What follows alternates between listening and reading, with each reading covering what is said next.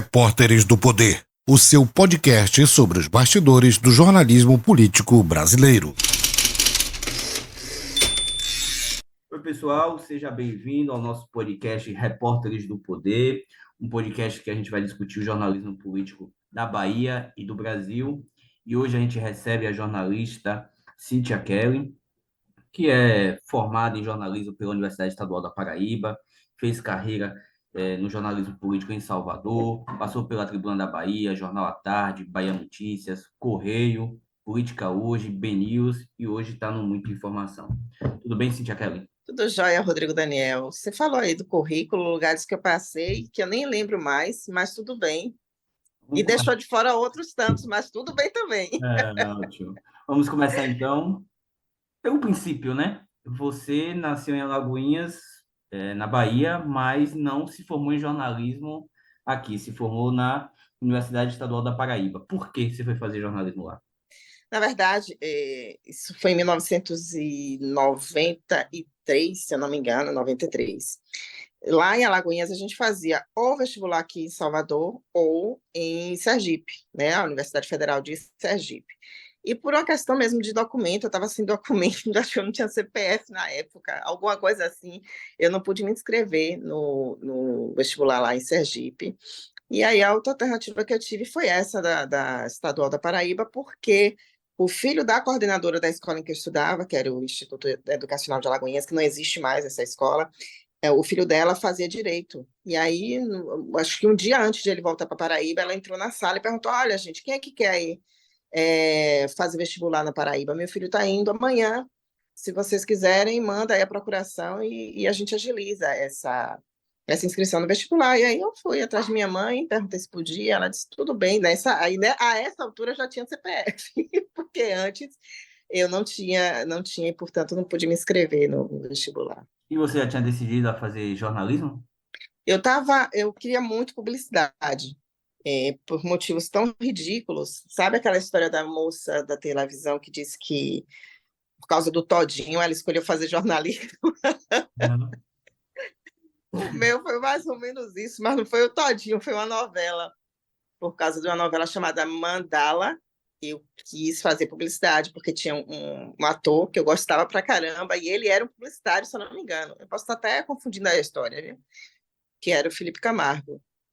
E eu achava incrível aquilo ali. E aí, nessa época, minha mãe comprou um livro que tinha todas as profissões, né, carreiras e tal. Aí, quando eu fui olhar publicidade, eu fiquei tão encantada, mas acabei não prestando vestibular, porque aqui na Bahia só tinha na Católica, né, e era caro. Então, nem cogitei. E aí, uma outra possibilidade era o jornalismo. E você, Não entrei na faculdade apaixonada pelo curso, mas me apaixonei. e você já foi. Então você não quis logo desde o início fazer jornalismo político, né? Não tem aquela história bonitinha de dizer que eu pegava o microfone e ficava atrás de uma mesa apresentando um telejornal, nada disso. Não tem essa história bonita para contar. Não? E nem era pessoa expansiva e todo mundo, não, sempre fui muito tímida, muito retraída. Né? Eu também ouvi isso, assim, que o tímido não dá para fazer jornalismo. E você acha que isso vai mudando aos poucos? Acho que mudou completamente, né? Eu lembro de um episódio que aconteceu na minha vida, são todos os episódios que acontecem na minha vida.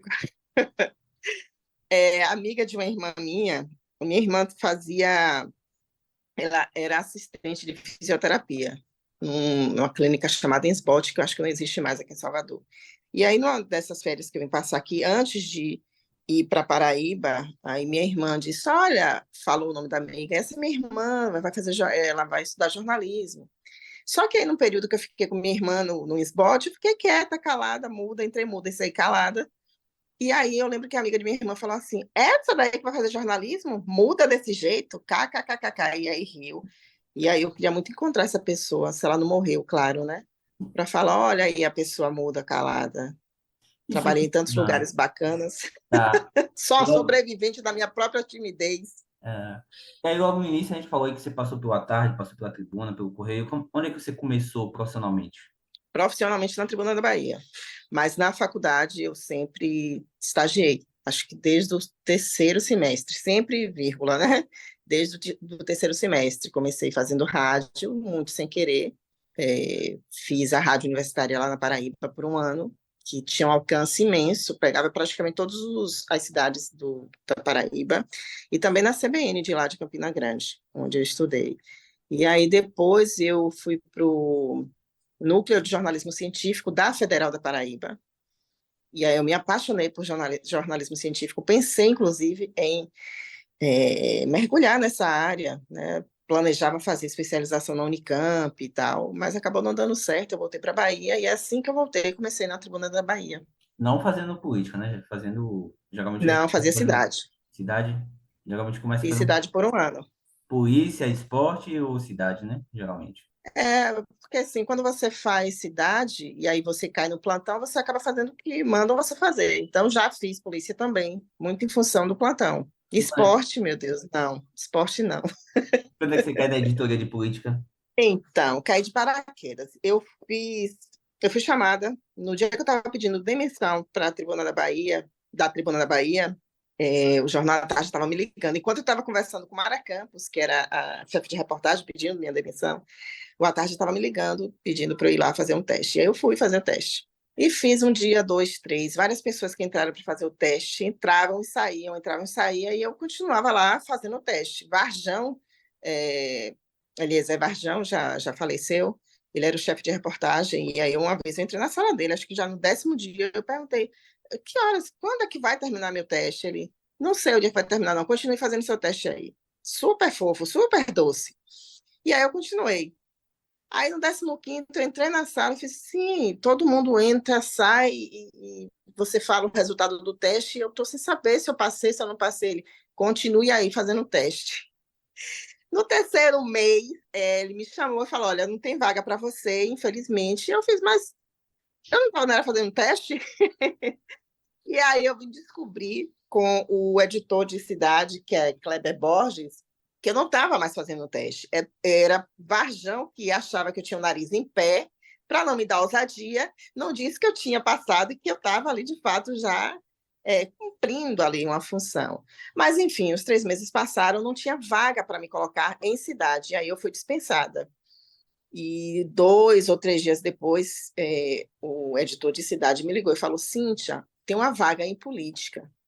Aí eu, poxa, Kleber, mas eu não sei nada, eu não saco nada de política. Ele entra em política e assim que abrir uma vaga aqui em cidade, eu chamo você.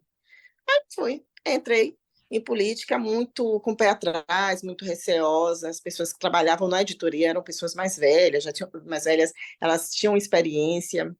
Você sente que há uma resistência das pessoas mais novas que estão começando no jornalismo de entrar na editoria de política, um medo, um receio? Eu não tenho muito contato com o pessoal de faculdade, Rodrigo, mas pelo que a gente vê das redações, eu não sinto que há um medo. Tanto que a gente vê muita gente novinha, assim como eu já fui lá atrás, no dia, vejo muita gente nova entrando em política. Então, eu não acho que há um receio. Deve haver o receio de qualquer um, na verdade. Talvez você, mesmo gostando de política, tenha sentido um receio de entrar na editoria pela responsabilidade que é. Não que as outras não sejam também tão importantes quanto é de política. Acho que todas as editorias são importantes, mas política, até porque você está num terreno, né, movediço, ali. Você não sabe muito bem o que fazer, como fazer, o que você ouve, você não tem certeza se aquilo que você ouve você vai poder reproduzir, enfim. Mas eu não percebo isso, assim.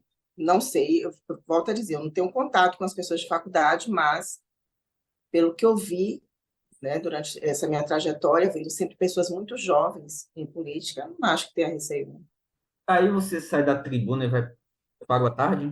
Isso, eu tinha pedido demissão da tribuna e logo fui chamada para fazer o teste, esse teste que rendeu.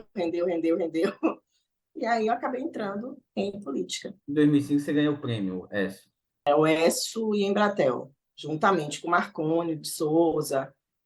Eu não vou lembrar o nome das pessoas, eu acho. Patrícia França, acho que Lenir de Pacheco. Eu não vou lembrar o nome das pessoas. E essa premiação Por foi causa do grampo ilegal. Hã? do Grampo Ilegal de ACM. Isso, e aí foi feita uma força-tarefa para cobrir esse grampo ilegal. À época, a tarde era comandada por Noblar, a redação, Ricardo Noblar, e no dia que chegou a informação para Marconi, chegou para mim também.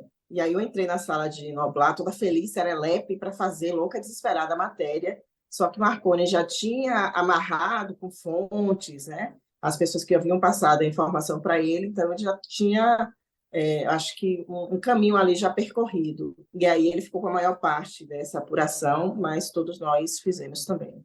Lembra essa história pra gente, Cíntia? Ele grampeou várias pessoas, pessoas inclusive que não tinham nada a ver com a política, pescador, e a partir dessa barbeiragem, né, da Secretaria de Segurança Pública, foi que a gente começou a traçar esse caminho que levou a vários nomes e nomes grandes da política.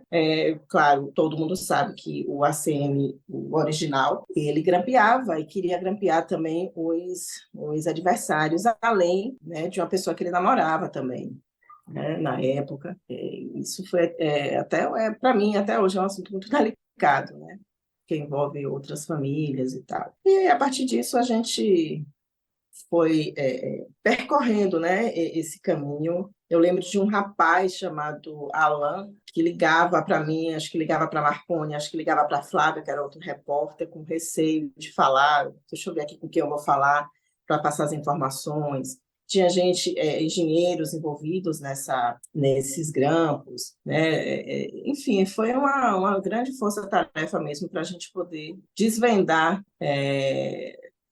tudo que envolve o grampo, né? A gente precisa lembrar que esse período era um período governado pelo carlismo. Então, você Não ter era acesso a ACM, dados, informações... não era a ACM que governava, o governador era Paulo Souto, né? Mas era a ACM que tinha... mas faz parte do grupo, né? Então, para você ter acesso às informações, era muito complicado. Mas a gente foi e conseguiu as informações necessárias. Você acha que era mais difícil antes apurar do que hoje? Obter informações? Porque obter informação do poder não é fácil, né? Poderosos, mas você acha que era mais fácil ou mais difícil do que hoje? É porque hoje a impressão de ser mais fácil porque é por causa da lei de acesso à informação. Aí você tem a impressão de que é mais fácil, mas não sei se é mais fácil não, Rodrigo. Até porque há uma demora, mesmo que esteja ali na lei dizendo o que deve ser feito, o tempo de espera, a gente vê que os órgãos públicos eles vão ali matracando mesmo para que as pessoas não tenham acesso, às vezes não tenham acesso completo. Então, assim, eu não vejo muita diferença, não, de verdade. É o mesmo esforço que você faz hoje, apesar de ter a lei de acesso à informação, é o mesmo esforço que você fazia sem ter esse acesso. Depende muito do governo, né? Tem governos que dizem que são transparentes e tal, mas não são. Você sente uma diferença entre cobrir a política no jornal, no carlismo e agora no petismo? Você consegue fazer essa... Eu preciso ressalvar que eu cobri esse período do carlismo no jornal que se fazia oposição ao carlismo, que era o Jornal à Tarde. Ele era aliado, mas depois deixou de ser aliado do carlismo e passou a ser oposição. Então, você ter toda a estrutura, né, de um jornal a seu favor, como profissional, claro que isso facilita muito. Ruim é quando você tenta fazer o seu papel de jornalista, de apurar, de ir atrás, de chegar uma pauta bombástica na sua mão e você querer correr atrás, e o veículo para o qual você trabalha não dá essa retaguarda a você. Então, na época, eu tinha toda a empresa, a redação, né, o coração, o pulmão da redação comigo. Hoje o negócio é complicado, porque a gente está vendo o poderio do governo do Estado sobre todas as redações. Com exceção, a gente tem aí do Correio da Bahia, só. Como é que um profissional lidar com essa questão da linha editorial do veículo? Como é? Tem profissionais que conseguem aceitar e aceitam facilmente. Briga aqui, briga ali, mas conseguem aceitar. Tem profissionais que não conseguem muito aceitar que a matéria está ali e ele vai fazer. Mesmo que seja vetada, mesmo que seja podada a matéria, ele vai fazer. Então, acaba o profissional, em muitos casos, deixando a relação com a própria redação, né, o chefe de redação, o chefe de reportagem, uma situação aí complicada nessa relação de repórter e chefia, quando o repórter ele é rebelde. Agora, tem repórter que aceita mesmo, é isso mesmo, é do jogo e tem facilidade de aceitar. Eu sou a repórter que não consigo aceitar, não tenho facilidade de aceitar censura, de aceitar que me podem, e eu tenho muita dificuldade de aceitar. E nesse tempo todo já deu para cobrir quantas eleições gerais e municipais aí? Qual a primeira eleição que você cobriu? Que eu acho difícil saber assim de cabeça quantas, né? Mas qual foi a primeira? A primeira eleição foi em 2002. Já uma eleição geral, né? Uma vitória lá de Pau Sul. Minto. 2 anos antes. Não, peraí. 2002 foi a eleição de Lula, não é isso? Isso. Foi 2002 que Lula ganhou e Jacques Wagner perdeu. Foi essa eleição que eu cobri. E eu lembro porque eu cobria Jacques Wagner. Você estava na tarde ou na tribuna? Estava na tarde. Como é que foi essa cobertura? Na tarde. Hã? Como é que foi a cobertura? Eu entrei muito como café com leite, né? Minha primeira eleição, fui para um candidato que, na época, era fraco, que foi Jacques Wagner. A gente viu que 2 anos depois ele ganhou a eleição, governo do Estado e tal, surpreendente, né? No primeiro turno, ninguém esperava, mas 4 anos atrás, não, ele era uma zebra. E eu fui cobrir a zebra, simples assim. Aí, Eu lembro de estar numa gravação de Jacques Wagner, não sei se ele vai lembrar disso, numa gravação dele para o programa de TV, e aí eu vi um pedacinho do programa, mas eu achei tão, como eu posso dizer, meu Deus, me deu sono ver o programa. E aí eu fui fazer entrevista, ele me perguntou, e eu falei, poxa, me deu sono. Acho que precisava falar com mais entusiasmo. Aí ele ficou assim me olhando, aqueles olhos, né, azuis, verdes, sei lá, são os olhos de Wagner, mas enfim. Eu acho que foi muito da minha ingenuidade, né? Não precisava falar assim. Mas me deu sono mesmo. Acho que ele precisava falar com mais uma entonação, com mais força. aí, 4 anos depois, tem talvez uma das eleições mais marcantes da Bahia, que é a de 2006, que Wagner ganha ali a eleição no primeiro turno. Tem uma foto marcante no Jornal à Tarde, de ACM, né?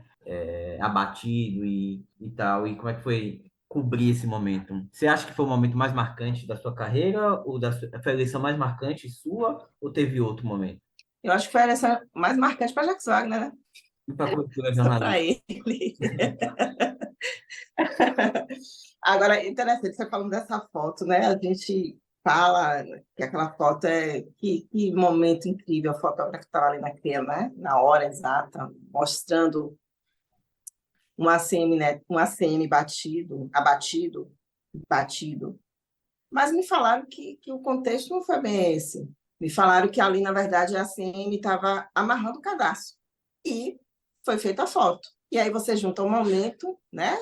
Ele perdendo o governo do Estado, mas aquele momento que ele se abaixa para amarrar o cadastro, quando você olha a foto, dá a impressão de que ali é o leão que foi abatido, né? Mas a história da foto é essa. Ele ficou parecendo uma sensação de que ele estava batido por causa da derrota, né? Não por causa que estava amarrando. É. Mas ali, se o fotógrafo não estivesse ali naquela hora, aquela foto não existiria. E aquela foto é muito maravilhosa. É uma das fotos mais emblemáticas que eu acho que a gente tem, né? Da política baiana. Das imagens mais emblemáticas. E aí, uma vez você me falou que a imprensa contribuiu para a eleição de João Henrique como prefeito de Salvador em 2004. Você permanece com essa impressão? Completamente. Não sei se é imprensa, de modo geral, não. Eu sei que eu à tarde, sim. E eu falo isso porque eu era setorista da Assembleia Legislativa. O João Henrique era deputado estadual. E eu ia todo santo dia para a Assembleia cobrir a sessão. E eu tinha que chegar com matéria de João Henrique. Se eu não chegasse com matéria de João Henrique batia lá no Jornal à Tarde. E aí um dos chefes falava assim, tia, João Henrique está lá fora, vou fazer matéria. Quer dizer, eu tentava burlar, eu não aguentava mais fazer coisas, né, relacionadas a João Henrique, mas ele ia lá no Jornal à Tarde e eu acabava tendo que atender e fazer matérias sobre o quê? Porque ele deu entrada na justiça contra o estacionamento, contra a cobrança de não sei o quê, que na verdade a atuação toda de João Henrique foi em cima disso, né?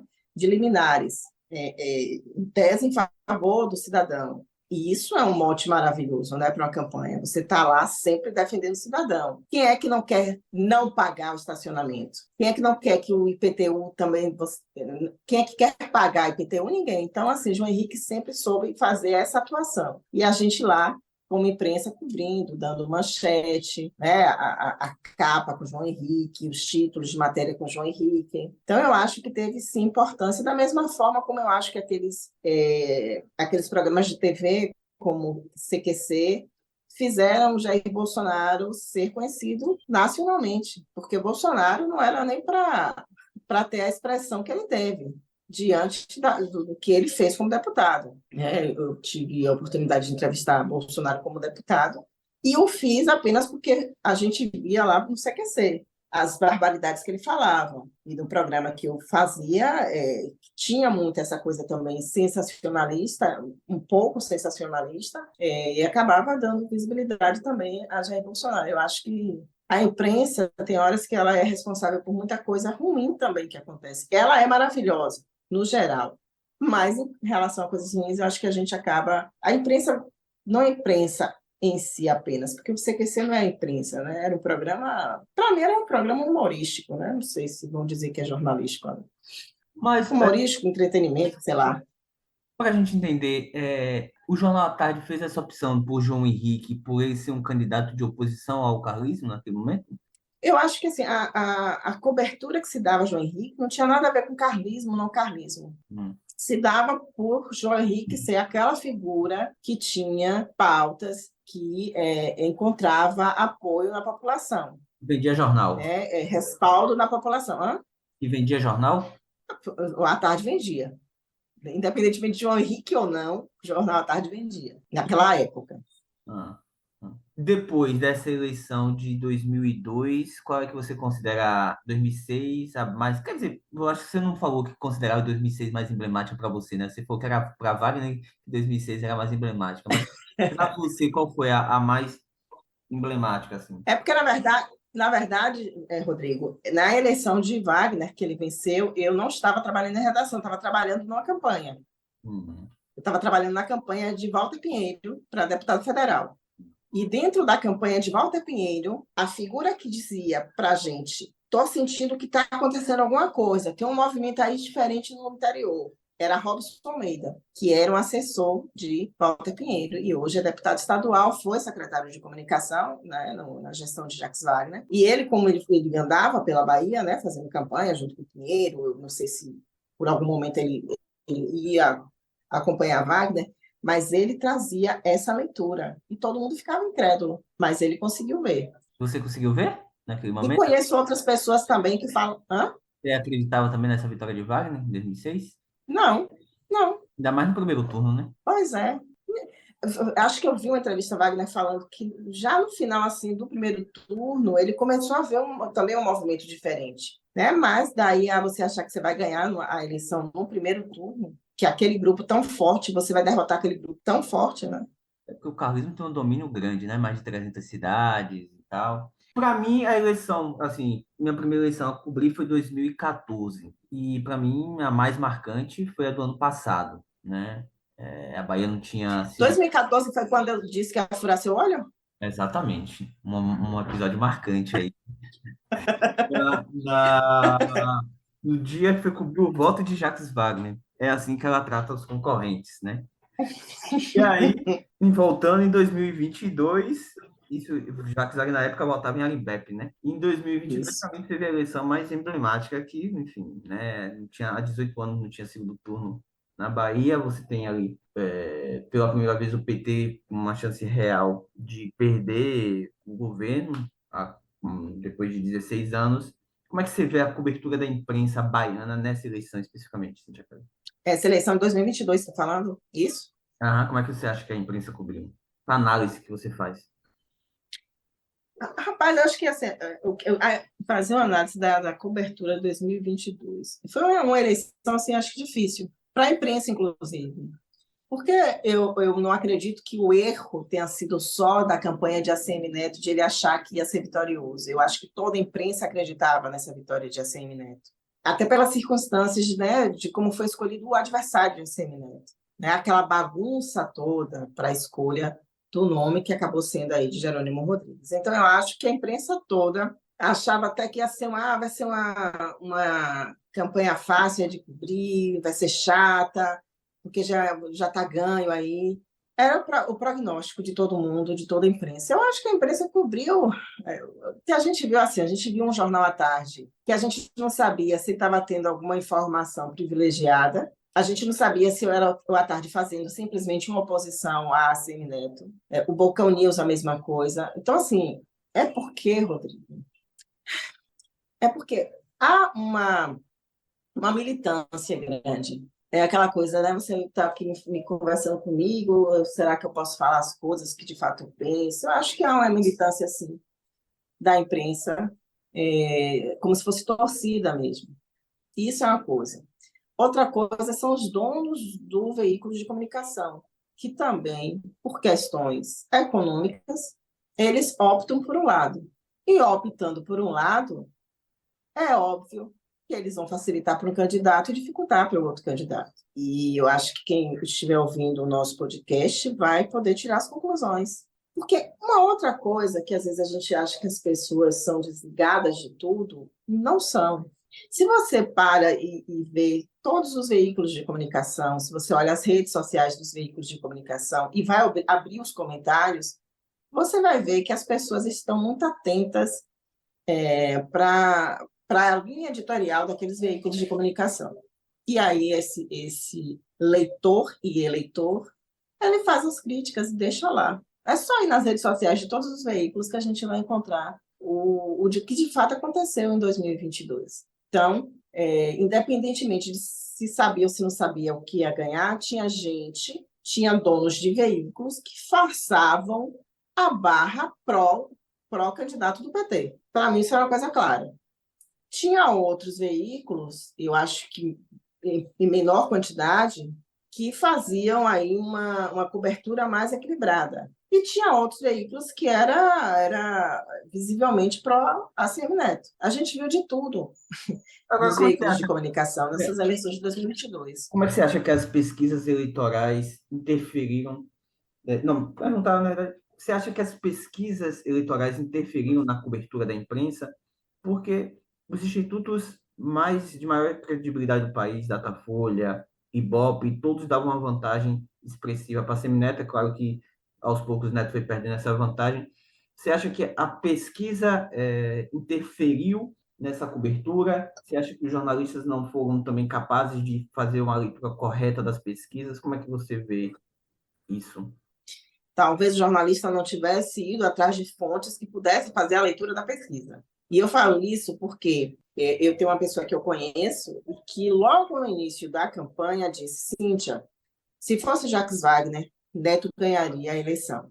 Jerônimo, para mim, ele falando para mim, Jerônimo, para mim, é uma incógnita. Um tempo depois, a gente se encontra de novo, essa fonte e eu, e ele fala: olha, a possibilidade de Jerônimo ganhar é real, porque ele não tem a rejeição que Jacques Wagner teria, ele não é essa pessoa conhecida, então você pode explorar, né, mostrar para as pessoas quem é. Tem aí a questão do grupo, que é forte no interior do estado, sobretudo. Então, assim, ele via que havia uma possibilidade, sim, de Jerônimo crescer e que não tinha mais para onde a CM ir, a CM Neto. Então, se a gente fosse olhar ou buscar as fontes certas, eu acho que a gente teria errado menos. Mas acho que é aquela coisa, acho que muita gente também que via pesquisa mais militava do que analisava. Porque se não militasse, tinha enxergado o que, por exemplo, eu te falei dessa fonte, essa fonte que enxergou com números também, não só essa questão, porque o Jerônimo é uma figura nova, né? Então você tem como trabalhar essa figura nova, ele não tem aquela rejeição que tem Jacques Wagner, enfim. Eu acho que a militância é muito grande, de um lado e de outro. No jornalismo, você acha? E aí confunde na hora da apuração, confunde na hora da avaliação, da análise. Você acha que o jornalista de política não consegue se dissociar dessas ideologias? Ah, consegue. Agora são raras as exceções. Com raras as exceções. E na eleição nacional, como é que você viu a cobertura da imprensa? Eu acho que foi uma imprensa que cobriu querendo muito que Bolsonaro perdesse, diferentemente de 2018. A relação de Bolsonaro com a imprensa sempre foi horrível. Com os veículos de comunicação, sempre também uma relação muito horrível. Mas em 2018 havia ali um clamor para que o PT não voltasse ao poder. E então a vida de Bolsonaro foi facilitada em 2018, ao contrário da eleição de 2022. Não se facilitou para Bolsonaro. Tudo bem que em 2018 ainda teve a história da facada. Depois da facada, ali não tinha para ninguém mais. Já era. Né? Você não acha que Eu acho. A imprensa foi muito. Não deu muito espaço para Bolsonaro em 2018, principalmente depois da facada? Ou ela tinha que realmente cobrir da forma como cobriu? Como é que você avalia isso? Porque eu lembro que o Jornal Nacional tinha vários minutos, assim, cobrindo a facada de Bolsonaro, a Bolsonaro falando. Você acha que a imprensa errou? Como você acha que não tinha como fazer? Era um candidato presidencial e tinha que ter esse espaço. Eu não acho que errou, não, Rodrigo. Um candidato a presidente que levou uma facada, como é que você não vai cobrir? Como é que você não vai dar espaço aqui? A questão é que quem levou a facada era aquela figura execrável. A questão é que quem levou a facada e que acabou tendo tantos minutos e minutos, né, gratuitos na televisão, né, já que o tempo dele de TV era minúsculo, o fato é que ele era uma figura ruim, deletéria para o país. Mas eu acho, sim, que a cobertura foi correta. Como é que você vai dar, não vai dar que o candidato levou uma facada? Como é que você não vai dar que o candidato quase morreu? Como é que você não vai dar que o candidato precisa se recuperar? Né? Como é que você também não vai dar minutos e minutos de espaço dizendo que o candidato não vai participar de um debate porque ele levou uma facada? Como? Não tem como, gente. Também tudo culpa a imprensa, né? Se falar mais, se falar menos, sempre se culpa a imprensa. Mas eu acho que, para mim, eu acho que foi do jeito que tinha que ser. E acho que essa de 2022 também. Também porque houve esse movimento. A gente não está falando de um candidato qualquer. A gente não está falando de um político qualquer. A gente está falando de um político extremista, um político que falava que jogava dentro das 4 linhas da Constituição, e a gente está vendo que desde sempre a gente via que não, e agora a gente ter a certeza de que não. Então, eu acho assim, se a imprensa desse uma outra cobertura, fizesse outra cobertura de Bolsonaro em 2022, dando a visibilidade que deu em 2018, aí eu ia dizer, não, a gente errou, porque você não pode compactuar com o autoritarismo. Não pode. A gente que é imprensa não pode. Não é porque a gente é quarto poder, não, que eu não acredito nessa balela, mas é porque a gente não pode, né, como uma caixa de ressonância da sociedade, permitir que autoritários continuem no poder. 2 fatos marcantes recentes foram a Lava Jato, a Operação Lava Jato, e o impeachment da ex-presidente Dilma Rousseff. Qual é a análise que você faz desses 2 fatos na cobertura da imprensa? Assim, tipo, você acha que a imprensa tomou partido? A cobertura, eu acho que na Lava Jato, sim, completamente. A imprensa só faltava botar Sérgio Moro no colo. A imprensa deu com holofote aquela história lá do não temos provas, mas temos convicção. Agora, acho também, Rodrigo, que não é porque a gente errou lá atrás que a gente precisa errar agora. Porque também, porque eu não sou, claro, do direito, não sou do direito, né? Mas essa coisa, anula a prova. Quando você fala assim, anula a prova, é parecendo que nada existiu, que a corrupção não existiu. E o dinheiro devolvido, os empresários botaram a faca no pescoço dos empresários, ou uma arma apontada na cabeça, para eles falarem que não deveriam falar e devolver um dinheiro que eles não pegaram, ou que, sabe, que não foi desviado. Espera lá, a gente teve os excessos da gente, sim, na cobertura da Lava Jato. Sérgio Moro foi, para mim, inclusive, quando falam que o advogado de Lula está no STF, o advogado de Lula foi o próprio Sérgio Moro. Ele que condenou e ele que livrou Lula. Mas não é por causa desse erro de Sérgio Moro que a gente não tem que analisar a Operação Lava Jato e perceber que houve corrupção. Ou a gente vai achar que não houve corrupção. Porque agora, por que eu estou falando isso? Porque lá atrás, quando teve a Operação Lava Jato, que Sérgio Moro era considerado um herói, né? Vira e mexe, pega um vídeo de Vera Magalhães, né? Dizendo que ele sabe lá jogar as peças, né? Enfim, que Sérgio Moro foi colocado como herói. Isso a gente tem que fazer uma meia-culpa, isso que eu falo a gente, a imprensa como um todo, mas não adianta, acho que agora você não pode fechar o olho e dizer que não houve corrupção. E eu sinto que a imprensa faz isso hoje. Eu acho que ela se sente culpada, ou sei lá o quê, de tudo que aconteceu, dos 580 dias de Lula preso, se sente tão culpada que hoje ela acha que não houve. E está tudo certo, está tudo ok. É isso que eu enxergo. Agora, se tem algo por trás dessa forma de a imprensa hoje olhar a Lava Jato, eu não sei se tem algo por trás. Me dá a impressão de que é isso. Ela está ali, minha culpa, minha máxima culpa por tudo que aconteceu, deixo aqui fingir que nada existe, que não existe Lava Jato. É isso que eu sinto. E não acho também, falando agora de Dilma Rousseff, acho que a imprensa também cobriu errado, porque deu força para que o impeachment também acontecesse. Mesmo sabendo da história das pedaladas, outros governos já tinham feito a mesma coisa, de modo que não era isso que poderia ou deveria derrubar o presidente, né? Para a gente encerrar, o que você acha que a imprensa tem que fazer para melhorar na cobertura política? Isso eu digo na Bahia e no Brasil. Vamos começar pela Bahia. O que você acha que tem que fazer? Olha só, a gente está gravando hoje, dia 16 de setembro.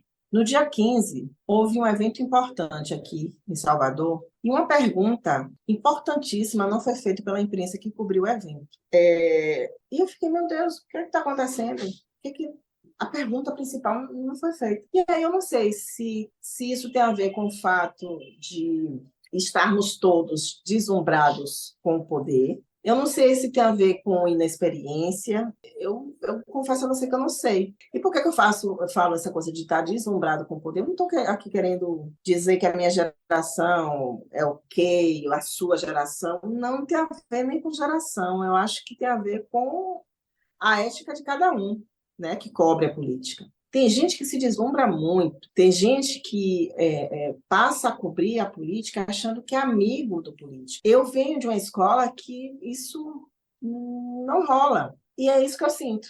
É isso, eu lembro que no primeiro turno... Você é amigo de um lado, e para esse lado eu vou passar sempre a mão na cabeça, eu sou inimigo daquele outro lado, porque é da minha natureza, a minha militância não permite que eu olhe com bons olhos naquele outro, e ainda com a força do veículo para o qual eu trabalho, que é um lado ou do outro, aí pronto, desgramou a cobertura política completamente.